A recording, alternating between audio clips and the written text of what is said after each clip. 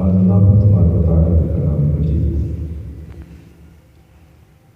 ولن ترضى عنك اليهود ولا النصارى حتى تتبع ملتهم صدق الله العلي العظيم وصدق رسوله النبي الكريم ونحن على ذلك لمن الشاهدين والشاكرين والحمد لله رب العالمين إن الله وملائكته يصلون على النبي يا أيها الذين آمنوا صلوا عليه وسلموا تسليما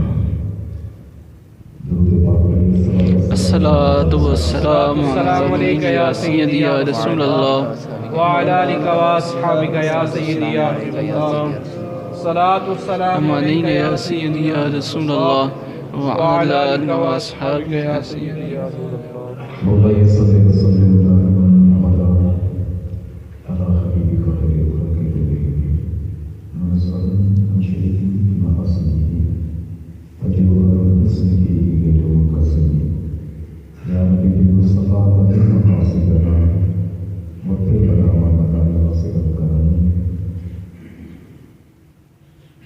الله جل جلاله وعظمته وعظم ذكره وأكرم حرمته وجل شأنه في كل صلاة اور سرور کائنات مقصد موجودات زینت بسم کائنات قائد المرسلین خاتم النبیین احمد مصطفیٰ جناب محمد مصطفیٰ صلی اللہ علیہ وسلم کی آگے دس میں حدیث درود و سلام کرنے کے بعد اللہ کریم کی بارگاہ میں دعا ہے کہ ہم سب کو قرآن و سنت کی سمجھ عطا فرمائے آمین سامعین محترم آج کے درس کا موضوع ہے اسلام کا جدا کرنا تشخص اور غیر مسلموں کی حقوق۔ آج اس موضوع پر گفتگو کرنے کا مقصد ایک تو آج 25 دسمبر ہے اور عالم نصرانیت میں عیسائیت میں کرسمس کا مذہبی تہوار منایا جاتا ہے۔ اس حوالے سے چند گزارشات عرض کروں گا اور ضمن آج 25 دسمبر ہے اور آج بابا قوم قائد اعظم محمد علی جناح رحمۃ اللہ علیہ کا یوم پیدائش بھی ہے۔ اس حوالے سے ایک بات عرض کروں گا۔ اللہ عز و جل ہم سب پر کرم فرمائے، سمجھنے کی اور عمل کی توفیق عطا فرمائے۔ آمین۔ اللہ عز و جل نے قرآن کریم قرآن رشید میں ارشاد فرمایا ان الدین عند اللہ الاسلام، رب کی بارگاہ میں جو دین ہے وہ دین اسلام ہی ہے۔ ایک جگہ ارشاد فرمایا یا ایھا الذین آمنوا ادخلوا فی السلم کافۃ، ایمان والو اسلام میں پورے کے پورے داخل ہو جاؤ۔ اس آیت مبارکہ کے شان نزول میں ایک روایت یہ بھی ہے کہ عبداللہ بن اسلام رضی اللہ تعالیٰ عنہ جو کہ اسلام سے پہلے یہودیوں کے بہت بڑے عالم تھے اور یہودیوں کے نزدیک اونٹ کا گوشت کھانا ایسے ہی ناجائز تھا جیسے آج ہمارے نزدیک خنزیر کا گوشت کھانا ناجائز ہے۔ جب انہوں نے اسلام قبول کیا تو ایسا بھی آتا ہے کہ وہ اونٹ کا گوشت نہیں کھاتے تھے۔ تو اللہ عز و جل کی طرف سے قرآن کی یہ آیت نازل ہوئی کہ ایمان والوں اسلام میں پورے کے پورے داخل ہو جاؤ، یعنی تمہارے اندر یا تمہارے اوپر ظاہراً یا باطناً کسی اور مذہب یا دین کی چھاپ نہ ہو۔ تمہارا چلنا پھرنا، تمہارا اٹھنا بیٹھنا، تمہارا ایک ایک عمل اگر ہو تو وہ دین اسلام کے مطابق ہو۔ پھر اللہ تعالیٰ نے قرآن کریم قرآن رشید میں ارشاد فرمایا وَلَن الیہود والنصارى، محبوب یہودی اور عیسائی کبھی بھی آپ سے خوش نہیں ہوں گے، کبھی بھی آپ سے راضی نہیں ہوں گے۔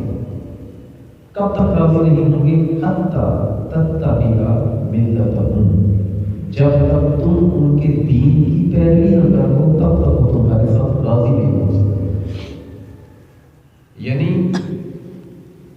عام اعلان ہے مومنین کی طرف مخاطب سرکار کو کیا گیا، لیکن پیغام قیامت تک کے تمام مومنین کی طرف ہے کہ یہودی اور عیسائی تم ان کی جتنی مرضی چاپلوسی کر دو، ان کا جتنا مرضی کا پابند ہو، ان کے ساتھ جو مرضی کر دو، تمہارے ساتھ یہ راضی نہیں ہوں گے جب تک تم عیسائیت یا یہودیت قبول کرو۔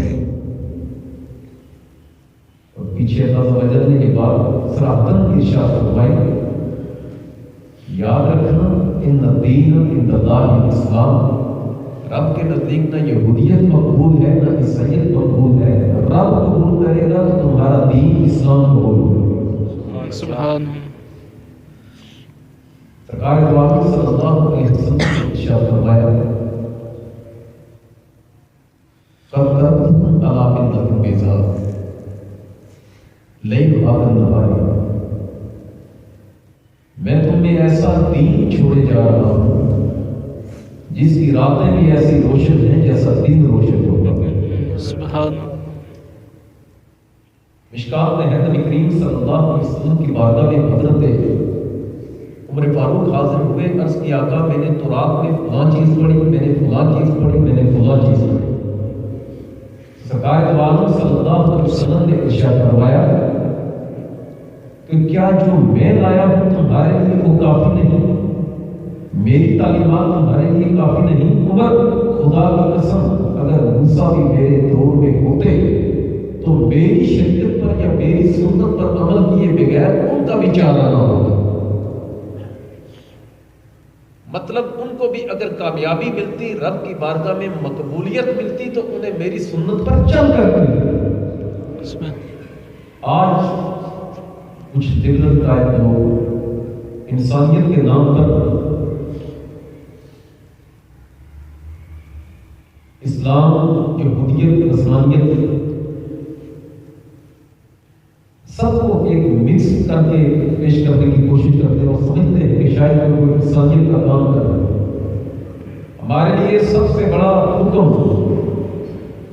سب سے بڑی دلیل ایک مسلمان ہونے کے ناطے وہ اللہ کا قرآن اور اس کی تشریح ہے سرکار کی احادیث اور آپ کی سیرت طیبہ، آپ کا عمل مبارک ہمارے لیے کافی ہے۔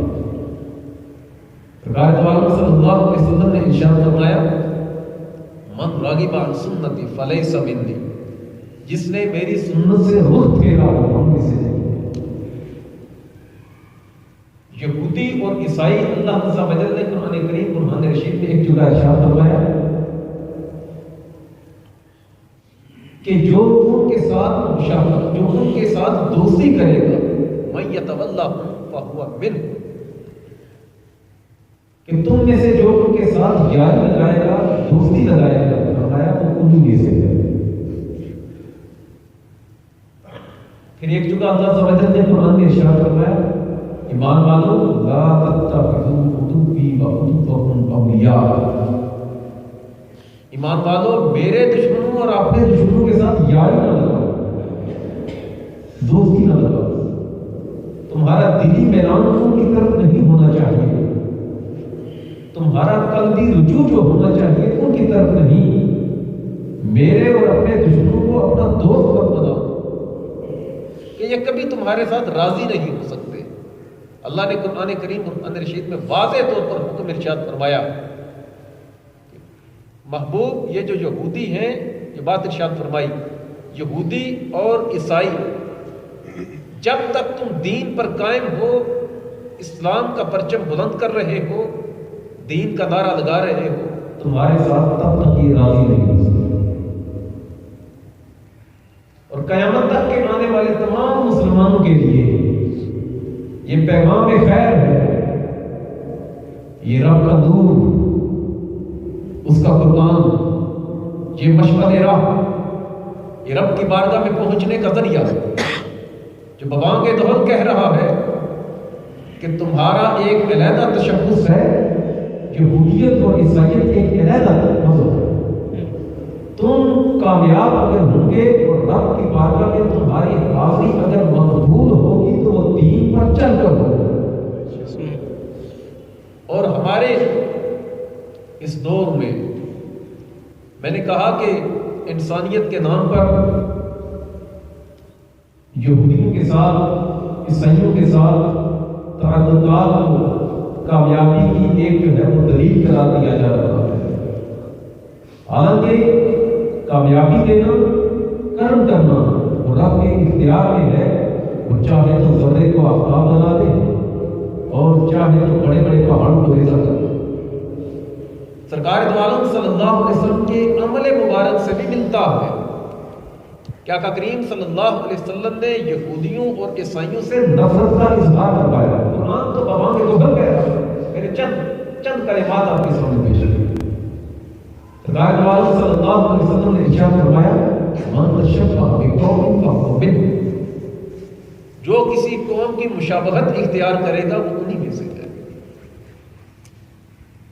نبی کریم صلی اللہ علیہ وسلم کی سنت مبارکہ کہ جب میت آ جاتی جنازہ، سرکار دو عالم صلی اللہ علیہ وسلم کھڑے ہو جاتے اس کو دیکھ کر۔ سننا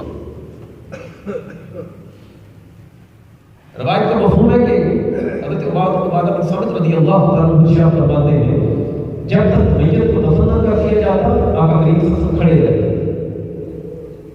ایک مرتبہ ایسے ہوا کہ ایک میت آئی، جنازہ آیا، نبی کریم صلی اللہ علیہ وسلم نے اسے دیکھا تو آقا کھڑے تھے، قریب ہی ایک یہودیوں کا ایک عالم کھڑا تھا۔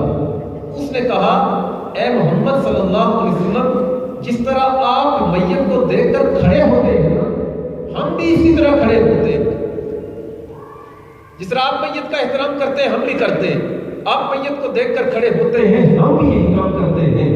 راوی کہتے ہیں فجالہ رسول اللہ صلی اللہ علیہ وسلم، سرکار دو عالم صلی اللہ علیہ وسلم نے جو بھی یہ بات سنی آقا کریم صلی اللہ علیہ وسلم فوراً بیٹھ گئے، اور صحابہ جو قریب کھڑے تھے سرکار نے ارشاد فرمایا، خالفوہم، ان کی مخالفت کرو، تم بھی بیٹھ جاؤ، ان کی مخالفت کرو، تم بھی کیا کرو، بیٹھ جاؤ، ان کے پیچھے نہ چلو، ان کی مشابہت احترام نہ کرو۔ سرکار دو عالم صلی اللہ علیہ وسلم کی ایک حدیث مبارکہ ہے، دیکھیں آقا نے ارشاد فرمایا، من احب سنتی فقد احبنی ومن احبنی کان معی فی الجنہ، جس نے میری سنت سے محبت کی اس نے میرے ساتھ محبت کی، جس نے میرے ساتھ محبت کی وہ جنت میں میرے ساتھ ہوگا، وہ جنت میں میرے ساتھ ہوگا۔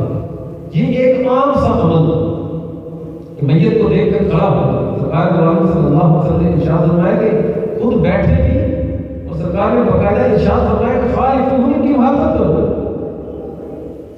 سرکار کی بارگاہ میں عرض کی، آقا یہودی جو ہے وہ عاشورہ کا 10 محرم کا روزہ رکھتے ہیں، فرمایا ہم زیادہ حقدار ہیں کہ ہم روزہ رکھیں، ہاں تم کیا کرو 9ویں کا روزہ ساتھ ملا لو، کیوں کہ یہودی کی مخالفت ہو جائے۔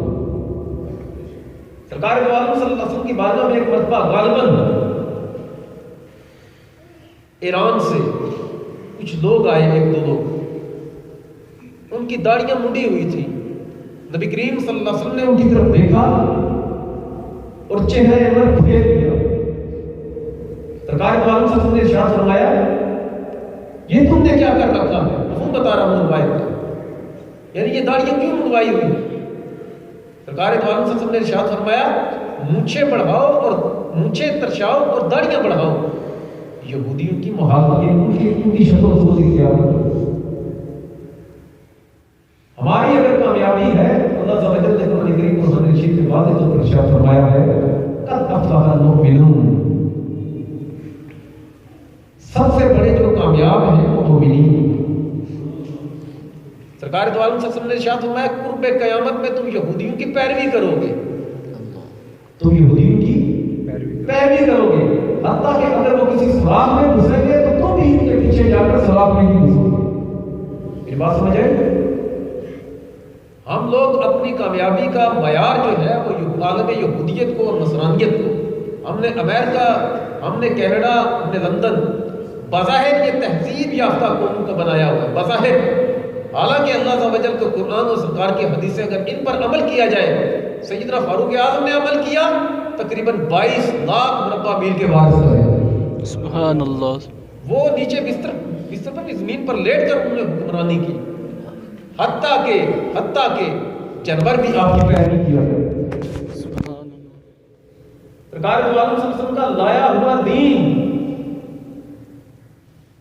ऐसा कामिल दीन कि आज के दौर में भी अगर अमेरिका और यूके में लोग सैयदना फारूक आज़म रज़ियल्लाहु तआला अन्हु कुरान हदीस के मुताबिक जो उन्होंने निज़ाम बनाए, क़वानीन बनाए, अगर वो लोग अमल करें तो पूरी दुनिया पर हुक्मरानी कर लें। उमर ला कहते हैं, आपने कई मरतबा सुना होगा, सीने जाता है। अल्लाह तआला ने इस्लाम को एक अलग तशख़्ख़ुस दिया। सरकार दो आलम सल्लल्लाहु अलैहि वसल्लम ने इरशाद फरमाया कि जन्नतियों में जब लोग, जन्नतियों की जब सफ़े बनेगी 120 सफ़े, कितनी होंगी? 120 सफ़े होंगी। आका ने इरशाद फरमाया सबसे ज्यादा सफ़े मेरे उम्मतियों की 80 सफ़े होंगी। सुभान अल्लाह। सरकार ने इरशाद फरमाया कि मैं सबसे पहला नबी हूँ, मैं सबसे आखिरी नबी हूँ, मैं सबसे आने के एतबार से सबसे आखिरी नबी हूँ और तुम आखिरी उम्मत हो। एक हदीस मुबारका का मफहूम है, जब तक हदीस सरकार दो आलम सल्लल्लाहु अलैहि वसल्लम का कोई एक उम्मती भी जन्नत से बाहर है, किसी और नबी का उम्मती जन्नत के अंदर दाखिल नहीं हो सकता। सरकार दो आलम सल्लल्लाहु अलैहि वसल्लम के एक सहाबी गालिब कैसर के दरबार में गए, तो कैसर की दरबार में कुर्सियां लगी हुई थी, वो कुर्सियां थी सोने की। तो आपको एक कुर्सी पर बिठा दिया गया सहाबी को। थोड़ी देर बाद जब उनकी तवज्जो हुई, उन्होंने देखा तो वो कुर्सी जो है वो सोने की, फौरन खड़े हो गए। उसने कहा अजीब बात, बादशाह था, उसने कहा अजीब बात, हम तुम्हें सोने की कुर्सी पर बिठा कर इज्जत देते हैं और तुम फौरन करते हो। कहा हमें सरकार ने फरमाया है कि सोने की कुर्सी पर बैठना नहीं, मतलब हमें इज्जत तुम्हारी नहीं चाहिए, दुनिया और आखिरत में अगर इज्जत अल्लाह देगा तो सरकार की सुन्नत पर अमल करने से अता होगा। सुभान अल्लाह। हमारा, हम चूंकि इंसान हैं और दुनियावी जाह मनसब, माल दौलत हमारी अक्ल को उल्टा कर देता है। जिस शख्स की नजर सरकार दो आलम सल्लल्लाहु अलैहि वसल्लम पर हुई, अल्लाह अज़्ज़ व जल पर यकीन हुआ। अल्लाह अज़्ज़ व जल ने कुरान करीम में इरशाद फरमाया, वांतुम अअलौ इन कुंतुम मुमिनीन। फरमाया कि कामयाबी मोमिनों में तुम्हें ही दूंगा, शर्त ये है कि तुम मोमिन होने चाहिए। कामयाबी तुम्हारा मुकद्दर है, कामयाबी मैं तुम्हें ही दूंगा, इज्जतें तुम्हारे लिए, मुकाम तुम्हारे लिए, क्या मनसब तुम्हारे लिए, सब कुछ तुम्हारे लिए। तुम अपना ईमान दुरुस्त करो, जो मेरा दीन है उसके मुताबिक चलो, तुम्हें दुनिया में भी हुक्मरानी दूंगा, जन्नत में भी हुक्मरानी अता करूंगा। सुभान अल्लाह। हमारा एक चीज याद रखिएगा, सरकार हजरत उमर फारूक रज़ियल्लाहु तआला अन्हु जब बैत मुक़द्दस फतह हुआ ना, सहाबा कराम ने वक्त आपके साथ थे, उन्होंने अर्ज की कि आप इस तरह करें, कीमती को घोड़ा दिया, आप इस पर बैठे, आप मुसलमानों के खलीफा है, इस पर बैठे। तो इस पर बैठे और कीमती लिबास की पोशाक पहनाई आपके लिबास में छोटा छोटा पैरों बल्कि 22 पैरों लगे होते थे, अगर तुम्हें काम कर देता, लेकिन मुकाम क्या देख कर शैतान भी रास्ता बदल गया। मदीना में ज़लज़ला आया, कोड़ा मारा ज़मीन पर, कहा ऐ ज़मीन मैंने क्या तुम पर इंसाफ नहीं किया? आपको कोड़ा मारने की देर थी, ज़मीन खड़ी हो गई। नील के दरिया को आप हुक्म इरशाद फरमाए तो वो बहना शुरू कर दिया। तो आपने वो जब पोशाक पहनी ना, थोड़ी दूर जाकर ना वापस आए, कहा ये उतारो मुझे, इसमें उलझन हो गई। वही क़यामत वाला लिबास जो है अल्लाह ने सुकून मुझे उसी से अता फरमाया। सुभान।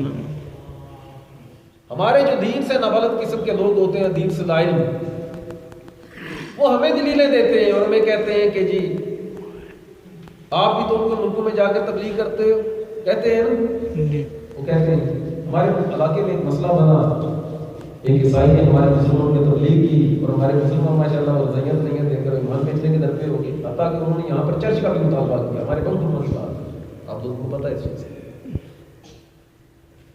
تو اس وقت میں نے جو تھا مجھ سے میں نے کیا، تو میرے پاس بڑے بڑے حضرات کو، جی آپ جو ہے نا آپ بھی وہاں پر جا کر تبلیغیں کرتے ہیں، آپ کا مولانا آپ یہ کرتے ہیں، آپ کی، میں نے کہا وہ ہمارے، وہ میرے نہیں، وہ ہمارے علماء ہیں۔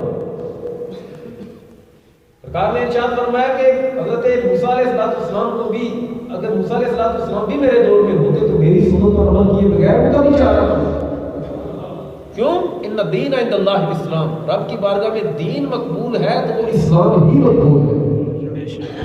قبر میں بھی اگر روشنی ملے گی تو اللہ دین کے صدقے عطا فرمائے۔ سبحان اللہ۔ وہ ملت جس کے بارے میں حضرت موسیٰ علیہ السلام نے دعائیں کی کہ مولا مجھے اس ملت میں، اس امت محمدی میں پیدا فرما۔ تو میں کہنا یہ چاہتا ہوں کہ اسلام کو اللہ عز و جل نے قیامت تک کے لیے بطور دین چن دیا۔ مسلمانوں کو اللہ عز و جل نے ایک علیحدہ تشخص عطا فرمایا، اپنا مقام، مرتبہ۔ ہم کہتے ہیں کہ ہم لوگ پس گئے، ہم مٹ گئے، ہم برباد ہوئے، ہماری معیشت تباہ ہوئی تو یہ یہودیوں کے پیچھے چلنے سے ہوئی۔ بینکاری کا نظام اگر سود ہے تو یہ غیر مسلموں کے کہنے پر ہوا۔ اگر کرے نا فاروق اعظم رضی اللہ تعالیٰ عنہ کے دور کے مطابق یا سرکار کی ان حدیثوں کے مطابق کہ سود کو ایسے گناہ قرار دیا گیا جیسے کہ اپنی ماں سے زنا کرے، تو دیکھیں ان لوگوں نے دین کے کاموں پر عمل کیا۔ حضرت عثمان غنی رضی اللہ عنہ کے دور میں حالت یہ تھی، لوگ زکات دیتے تھے، زکات لینے والا کوئی نہیں، اتنی امیری تھی۔ 36 لاکھ مربع میل پر اس وقت اسلامی ریاست پھیلی تھی، کوئی غریب نہیں تھا۔ یہ کبوتر بازی کے معاملات وہاں سے شروع ہوئے۔ تاریخ الخلفاء میں امام سیوطی نے لکھا کہ لوگ ویلے بیٹھے رہتے تھے، انہوں نے یہ کام بھی شروع کر دیا، یہ کبوتر بازی، کبوتر اڑاتے۔ گلیلو کا بھی معاملہ اس دور کے حوالے سے آتا ہے کہ لوگ فارغ تھے، خوب مال و متاع تھا۔ وہ جو روشنی ملی، وہ جو مال ملا، جو سکون ملا، معیشت مضبوط ہوئی، کوئی اور کام تو نہیں کیا انہوں نے، وہی اصول کو بنائے جو اللہ اس کے رسول نے عطا فرمایا۔ بے شک، سبحان اللہ۔ ہم کہتے ہیں کہ کرسمس کی مبارکباد نہیں دینی چاہیے، یہ ہمارا مولویوں کا مسئلہ ہے، آپ سے پوچھ رہا ہوں، یہ ہمارا مسئلہ تھا، یہ دین کا مسئلہ ہے۔ سرکار کے صلی اللہ علیہ وسلم نے ارشاد فرمایا جب میرے صحابہ گالی دے کوئی عالم اپنے علم کا اظہار نہ کرے، فرمایا اس پر اللہ، اس کے رسول تمام لوگوں کی لعنت۔ اللہ، رسول، مطلب تمام فرشتوں کی، تمام لوگوں کی اس پر لعنت، جن کو لعنت دیا ہوا ہے۔ اگر دین کا علم علماء نہیں دیں گے تو کون دے گا؟ ہماری تو عادت بن گئی کہ صبح اٹھے، ٹی وی آن کیا، کوئی بھی آگے بیٹھا ہوا، وہ پیسے لے کر آگے جو اینکر بیٹھے ہوتے ہیں، علماء کی میں بات نہیں کرتا، وہ لوگ جنہیں خود دین کا پتہ نہیں، وہ ہمیں دین سکھا رہے ہیں، وہ ہمیں پڑھا رہے ہوتے ہیں کہ ہم نے یہودیوں کے ساتھ تعلق کیسے رکھنے ہیں، عیسائیوں کے ساتھ کیسے رکھنے ہیں۔ سرکار نے ارشاد فرمایا خالف ان کی مخالفت کرو، اور وہ کہتے ہیں جی ان کے ساتھ چلے بغیر ہمارا گزارا کوئی نہیں۔ غیرت ہے بڑی چیز جہاں نے تگو دو، پہناتی ہے درویش کو تاج سردار۔ مسلمان جب تک باغیرت رہے، قیادت باغیرت رہی، کسی کو جرأت نہیں ہوتی تھی کہ اسلام کی طرف میری نگاہ سے جائے، اور اسی غیرت میں اسلام کو پوری دنیا پر حکمرانی کا تاج عطا ہوا۔ آج ہم جو ان لوگوں کے پیچھے پھر رہے ہیں، یہودیوں کے پیچھے، عالم عیسائیت کے پیچھے پھر رہے ہیں اور جگہ جگہ پر جوتے کھا رہے ہیں، اس کی وجہ یہی ہے، در بدر جو ہم ہو رہے ہیں، اپنے در کو ہم نے چھوڑا تو در بدر ہو۔ آقا نے ارشاد فرمایا کہ دین جب شروع ہوا تھا، ان الدین غدا قریب وسيعود كما غدا وطوبى للغرباء الاسلام، دین جب شروع ہوا تھا تو اجنبی تھا، مسافر تھا، اس کی اہمیت لوگ اس کو نہیں دیتے تھے۔ فرمایا پھر یہ اسی طرح کا ہو جائے گا. ہاں اس وقت جو لوگ دین کو پناہ دیں گے اپنے گھروں میں، اپنے علاقوں میں، اپنے ملک میں دین کا رواج عام کریں گے، یعنی دین کا نفاذ کریں گے، اللہ عز و جل ان کو خوشخبریاں عطا فرمائے. ہم جب کہتے ہیں کہ ہندوؤں کی ہولی دیوالی میں نہیں جانا، یہودیوں کے کسی تہوار میں نہیں جانا، جیسے آج عیسائیوں کی کرسمس ہے ہم کہتے ہیں اس کو مبارکباد نہیں دینی چاہیے، نہیں جانا چاہیے، تو کیا میں کہتا ہوں میری تعریف کرو؟ کیا ہمارا یہ نظریہ ہے کہ ہمیں دونوں کے ہار پہناؤ یا ان لوگوں کو قتل کرو؟ نہ، ایسا معاملہ نہیں. یہ صورتحال پیش بھی اس لیے آئی کہ ہم نے اپنی اولادوں کو دین سکھایا ہی نہیں، اور آج پوچھنے کا بار بار پوچھا جاتا ہے کہ یہ کام کرے اور یہ کام نہ کرے.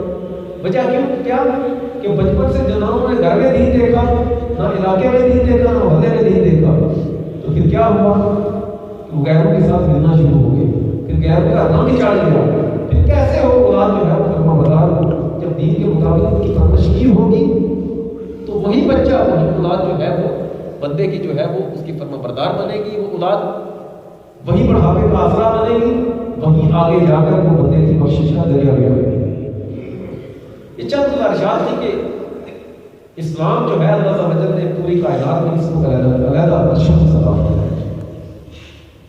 لیکن دین جو ہے اسلام، اس نے زندگی کے ہر پہلو کو اپنے اندر سمیٹا ہوا. اور ایسا نہیں کہ کوئی بندہ، ہم منع کرتے ہیں کرسمس میں نہ جائے یا ان کے تہواروں پر، مذہبی تہواروں پر نہ جائے، اس کا مطلب یہ نہیں ہے کہ میں ان کے ساتھ لڑنے کا حق ہے، ان کے ساتھ جھگڑا کرو، یہ نہیں کہتا. بلکہ اسلام نے تو بلے اور کتیوں کے حقوق بھی بتائے ہیں. مکہ فتح ہوا، لشکر اسلام گزر رہا تھا، 10,000 صحابہ کرام تھے. ایک کتیا نے بچے دیے، آقا نے ایک صحابی کو پاس کھڑا کیا اور کہا کہ جب تک لشکر گزر نہ جائے تم یہیں پر کھڑے رہنا، ایسا نہ ہو لشکر بے خبری میں کتیا کے بچوں کو کچل کر آئے. یہ بات سمجھ آ رہی؟ سرکار کو آپ سے ارشاد میں بکری سے مٹی کو جاڑو، یہ جنتی جانور ہے. یہ کیا ہے؟ یہ برکت والا جانور، یہ جنتی جانور ہے. سرکار نے ارشاد فرمایا کہ عورت کو صرف اس وجہ سے جہنم میں بھیجا گیا کہ بلی کو قید کیا ہوا تھا، نہ اسے دودھ کچھ کھلاتی تھی، نہ اسے چھوڑتی تھی کہ دودھ کچھ کھائے، حتیٰ کہ وہ جہنم میں چلی. ایک بندے کو اس لیے جنت دی گئی کہ اس نے کتے کو پانی پلایا، اس کتے کی جان بچ گئی. اللہ تعالیٰ نے اس بندے کی مغفرت کر دی. کیا وہ دین کہے گا کہ نہتے کافروں کو مارو؟ کبھی نہیں کہے گا. اسلام کبھی نہیں کہتا یہ غیر مسلم کے حقوق کا بیان کرو. غیر مسلم 3 طرح کے، آسان کتنی طرح کے کہیں گے؟ بولے نا کتنی طرح کے؟ ایک ہے کافر اصلی، اس وجہ سے سننا، جو پیدائشی طور پر کافر ہے، مشرک ہے، بتوں کی عبادت کرنے والے،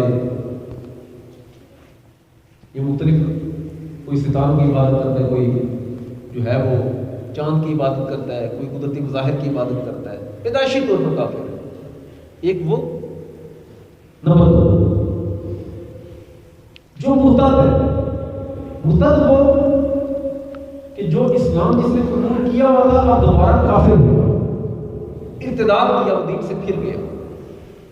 اور نمبر 3 اہل کتاب، یہ یہودی اور عیسائی. میں جو ابھی حقوق کی بات کر رہا ہوں اس میں مرتد شامل نہیں. مرتد کے احکام یہودیوں، عیسائیوں اور پیدائشی کافروں سے بھی زیادہ سخت ہیں. میری بات سمجھ آ رہی؟ مرتد جو ہے اس کے احکام شریعت میں، مثلا مرتد جو ہے اس کا ایک ہی رستہ ہے معافی کا، وہ کیا؟ توبہ کرے. جب حکم اسلام کو پتہ چلے کہ فلاں بندے نے ارتداد کیا ہے، اس کو قید کرے، اس پر اسلام کو پیش کرے. وہ آگے سے خدشات کا اظہار کرتا ہے، اس کے خدشات دور کرنے کی کوشش ہے. اگر پھر توبہ کر دے تو ٹھیک، یہ تو حق اسلام پر واجب ہے کہ اس کا سر جو ہے وہ تب سے جدا قتل کر. یہ ریاست اسلامی کا کام.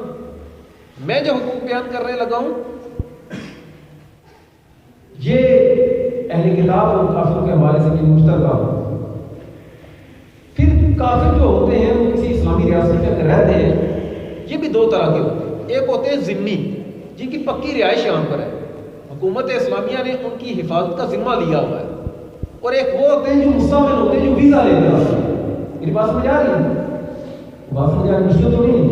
درود پاک پڑھیے۔ الصلاۃ والسلام علیہ یا سب سے پہلا جو حق دیتا ہے اسلام ان لوگوں کو، وہ ان کے مذہب کا حق، مذہبی آزادی۔ کسی بھی غیر مسلم کے لیے اس پر سختی سے آپ اسے زبردستی اس کا دین چینج نہیں کروا سکتے۔ اسلام یہ ان کو حق دیتا ہے، مذہبی آزادی ان کی، وہ اپنی عبادت گاہوں میں جس طریقے سے چاہے وہ عبادت کرے، ہم انہیں زبردستی اسلام قبول نہیں کروا سکتے۔ نمبر 2، ان کی جان کی حفاظت کرنا، مستعمل جو ویزا لے کر آتے ہیں امن کا، اور دوسرا یہ جو حکومت اسلامیہ سے جان لے کر آتے ہیں، دوسرا ذمی، جن کا حکومت جن کی رہائش یہاں پر جیسے ہندو رہتے ہیں، عیسائی رہتے ہیں، یہودی رہتے ہیں، ہمارے پاکستان میں بھی رہتے ہیں، سکھ بھی رہتے ہیں، غیر مسلم رہتے ہیں، لیکن حکومت اسلامیہ نے ان کی حفاظت کی ذمہ داری لی، ان کی جان مال عزت آبرو کی حفاظت کرنا یہ حکومت اسلامیہ کا فرض ہے، یہ اسلام ہی نے حقوق دے رہا ہے نا۔ ان کو مذہبی آزادی حاصل ہے، یہ اپنے گرجا گھروں میں اپنی عبادت گاہوں میں جس طرح چاہے عبادت کرے، انہیں روک نہیں سکتے۔ نمبر 3، ان کی مال کی حفاظت کرنا یہ بھی حکومت اسلامیہ کی ذمہ داری ہے، اسلامی حکومت کی ذمہ داری، ان کا حق ہے۔ جس طرح مسلمانوں کے ساتھ جھوٹ بولنا غلط ہے، ناجائز ہے، اسی طرح کافروں کے ساتھ جھوٹ بولنا یہ بھی غلط ہے، ناجائز ہے، حرام ہے، وہ مرتد ہے یا جو بھی ہے۔ جھوٹ ہے وہ کافر کے ساتھ بولے کسی مسلمان کے ساتھ۔ جس طرح مسلمان پر ظلم کرنا ناجائز ہے، اس سے زیادہ ظلم کرنا ذمیوں کافروں پر ناجائز ہے۔ اللہ تعالیٰ نے قرآن کریم میں ارشاد فرمایا کہ جو کسی جان کو ناحق قتل کرے، ایسے ہی جیسے پوری انسانیت کو قتل کرے۔ مفہوم بتاؤ اس ترجمے میں۔ کرسمس کا ہم کہتے ہیں کہ اس پر جانا جائز نہیں یا اس کی مبارکباد دینا جائز نہیں، اس کی بھی وجہ آگے چل کر میں بتاتا ہوں۔ جس طرح مسلمانوں کے ساتھ تجارت جائز ہے، اسی طرح غیر مسلموں کے ساتھ بھی تجارت جائز ہے، ان کا حق ہے کہ ان سے تجارت کریں۔ جس طرح مسلمان پڑوسی کو ستانا ناجائز ہے، اسی طرح غیر مسلم پڑوسی کو ستانا بھی ناجائز ہے۔ عبداللہ بن عمر رضی اللہ عنہ کے پڑوس میں یہودی رہتا تھا، آپ جب جانور ذبح کرتے تھے اس کے گھر گوشت بھیجا کرتے تھے، کیوں؟ پڑوسی۔ جس طرح مسلمانوں کے ساتھ حسن اخلاق کے ساتھ پیش کرنا ضروری ہے، اسی طرح غیر مسلموں کا حق بھی ہے کہ ان کے ساتھ حسن اخلاق کے ساتھ پیش آیا ہے۔ اس کا دلیل کیا ہے؟ نبی کریم صلی اللہ علیہ وسلم کی تشریف فرما سیدہ عائشہ صدیقہ رضی اللہ تعالیٰ عنہا، آپ فرماتی ہیں کہ سرکار دو عالم صلی اللہ علیہ وسلم کی بارگاہ میں ایک شخص آیا تو آقا نے ارشاد فرمایا یہ شخص ایسا ہے ایسا ہے ایسا ہے۔ جب وہ بندہ آیا تو نبی کریم صلی اللہ علیہ وسلم نے بڑی اخلاق کے ساتھ اس کے ساتھ گفتگو فرمائی، تو سرکار دو عالم صلی اللہ علیہ وسلم کی بارگاہ میں سیدہ عائشہ صدیقہ رضی اللہ تعالیٰ عنہا نے عرض کیا آقا آپ تو ہمارے تھے وہ بندہ اس طرح کا اس طرح کا اس طرح کا۔ آقا نے ارشاد فرمایا عائشہ تو نے مجھے بد اخلاق پایا کبھی؟ میری بات سمجھ آ رہی ہے؟ مطلب آقا آپ کو تمہارے لیے بندہ اس طرح کا ہے، لیکن جب وہ آیا تو آپ نے حسن اخلاق کے ساتھ ملے۔ آقا کریم صلی اللہ علیہ وسلم کے اسی حسن اخلاق کو دیکھ کر بہت سے غیر مسلموں نے اسلام بھی قبول کیا، لیکن دل کی رغبت، لا تتخذوا اولیاء، ان کو دوست نہیں بنانا، حسن اخلاق کے ساتھ پیش آنا ایک علیحدہ بات، ان کے ساتھ تجارتی معاملات کرنا ایک علیحدہ بات، ان کے ساتھ لین دین کے معاملات کرنا علیحدہ بات، خود نبی کریم صلی اللہ علیہ وسلم نے ایک یہودی سے کروا لیا۔ غیر مسلموں کا حق ہے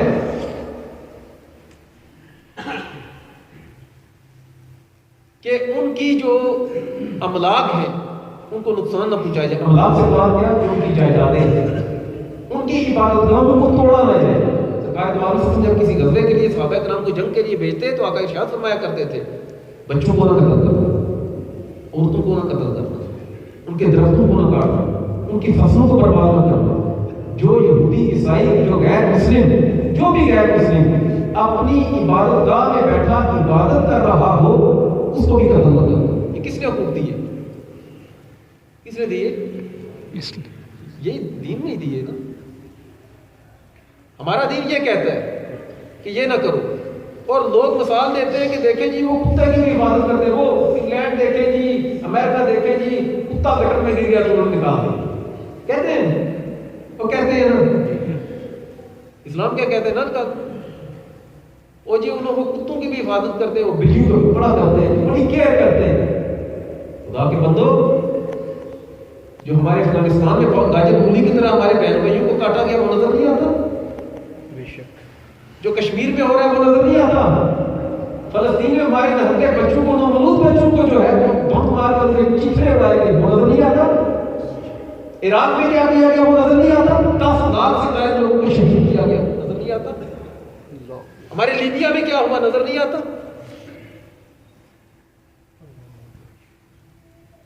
گھر بیٹھ کر اس طرح کے بھاشن دینا کچھ اور ہے، غزہ کے اس علاقے میں اپنے بچوں کو ذبح کرنا کچھ اور بات.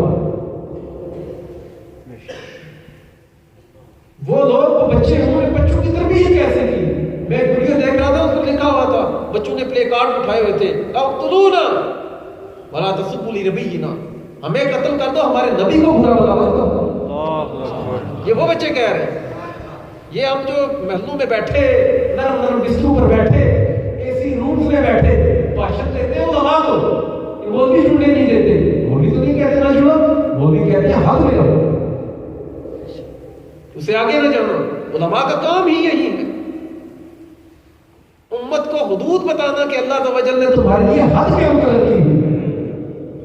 امت کو یہ بتانا کہ ہماری دنیا اور آخرت میں کامیابی ہے تو سرکار کی سنت پر عمل کر کے کامیابی ہے.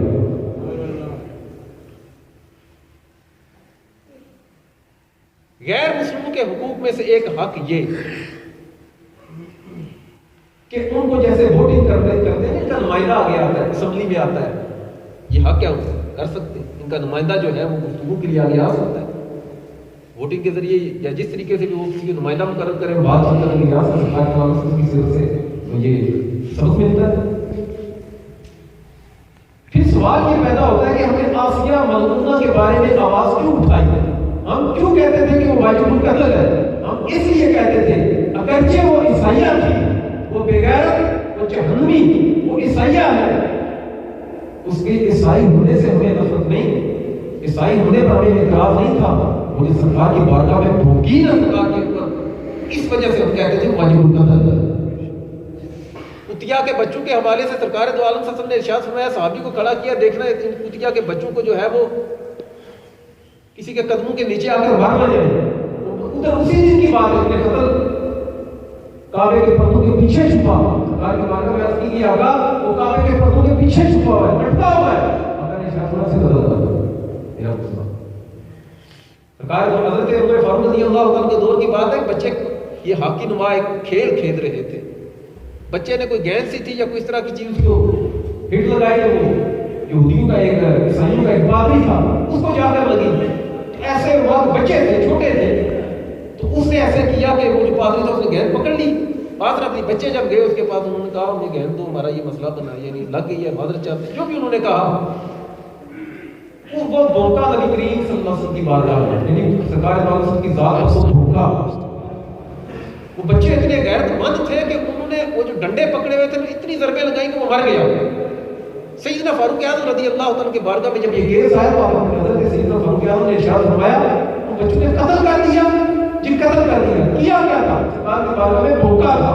کہا آج پتہ چلا کہ اسلام کو اللہ نے عزت بھی دیا تھا. سبحان اللہ. اسلام کبھی نہیں کہے گا آپ یہودیوں کی مدد، آپ غیر مسلموں کی مدد، میں صرف یہودیوں کا نام نہیں، غیر مسلموں کی مدد نہ کریں، کبھی نہیں اسلام کہتا.